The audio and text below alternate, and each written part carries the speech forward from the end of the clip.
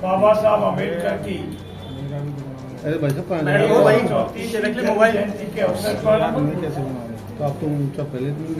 आप सबकी मार्फत राजस्थान प्रदेश के भाजपा कार्यालय में हम सब ने सुबह से लगाकर अभी तक श्रद्धासुमन अर्पित किए हैं। अनेक कार्यक्रम हुए हैं। बाबा साहब ने हमेशा सत्य बोलने का पक्ष किया है, पर आज इंडियन नेशनल कांग्रेस के प्रदेश अध्यक्ष आदरणीय गोविंद जी ने कांग्रेस की हताशा, निराशा और अंतर्कलह से जूझ रहे अपनी ही अंतर्कलह को उजागर किया है। उन्होंने आपकी मार्फत ये बयान दिया है कि राजस्थान के यशस्वी मुख्यमंत्री, राजस्थान के भागीरथ, विकास की गंगा के पर्याय आदरणीय भजनलाल जी ने विधानसभा में जो आश्वासन दिया उसकी अवहेलना हो रही है और इस संबंध में हम विशेषाधिकार हनन का प्रस्ताव राजस्थान विधानसभा में लाएंगे। सबसे पहले मैं उनकी हताशा, निराशा, अंतर्कलह को समझ सकता हूँ। चाहे अहमदाबाद में कांग्रेस पार्टी का अधिवेशन रहा हो जिसमें पूर्ण रूप से उन्हें किस तरह से एक साइड में किया गया, और दूसरा विधानसभा में जिस तरह से वो बिल्कुल दिखने बंद हो गए, और तीसरा शशि जी पायलट का जो पटला भारी चल रहा है, उन सबसे मैं मान सकता हूं कि वो मात्र अखबारों की सुर्खियां भरने के लिए बिना किसी आधार के गलत बयानबाजी कर रहे हैं। विशेषाधिकार हनन कब लगता है, कैसे लगता है, मेरा मानना ऐसा है, पहला मेरा ये भ्रम था कि नहीं वो बहुत जानकार है, विधानसभा के कार्य और प्रणाली से पूर्ण रूप से परिचित है, लेकिन आज के उसके बयान से लगता है कि वो इससे परिचित नहीं है। अगर किसी माननीय सदस्य का विधानसभा के अंदर किसी विशेष अधिकार का हनन होता है तो उसमें प्रश्न पैदा होता है कि विशेष अधिकार का हनन होता है या नहीं। माननीय मुख्यमंत्री जी ने अपने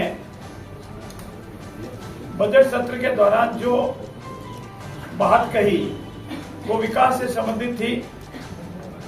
अनेक विधायकों ने अपने अपने क्षेत्र में विकास से संबंधित बात कही। माननीय यशस्वी मुख्यमंत्री जी ने कहा था कि मैंने बजट से पहले प्रतिपक्ष के नेता को स्वयं ने फोन कर उनसे निवेदन किया था कि आपकी पार्टी के कार्यकर्ता अगर संकोच से या पार्टी के विधायक संकोच से अपने क्षेत्र के विकास की कोई बात नहीं रखते हैं तो आपकी मार्फत आप इकट्ठा करके मुझे भेज दें।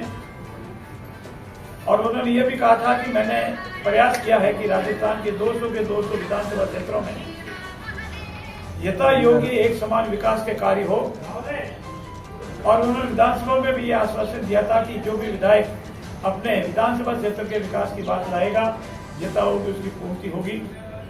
उस समय पंचायत राज या निगमों के पुनर्गठन की न तो कोई बात थी, न कोई ऐसा विषय आया, और न माननीय मुख्यमंत्री ने इस संबंध में कोई वक्तव्य दिया। ऐसी स्थिति में कांग्रेस के प्रदेश अध्यक्ष का यह वक्तव्य कि उन्होंने विधानसभा में दिए गए आश्वासन के विपरीत हमारे पूर्व के प्रतिपक्ष के नेता आदरणीय राजेंद्र जी राठौर का नाम लेकर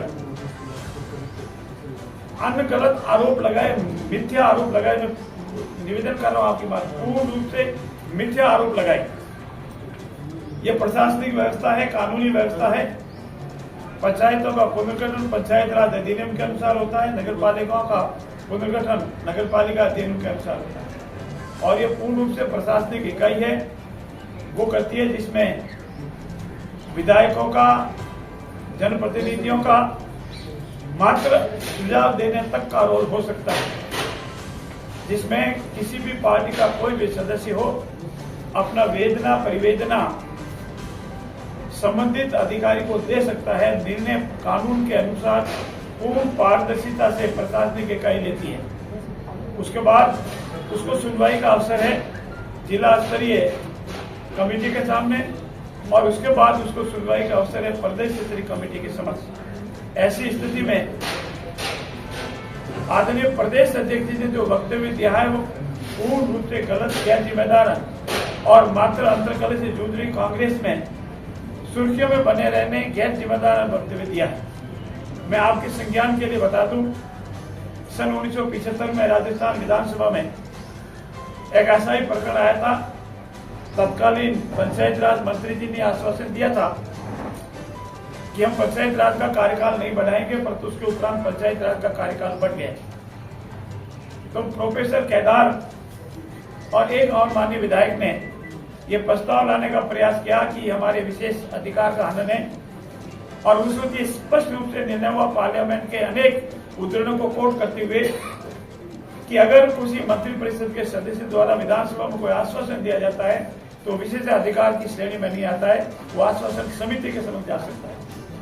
मेरा ऐसा मानना है और मेरा तथ्यों के आधार पर ही मानना है कि उन्होंने गलत बयान दिया।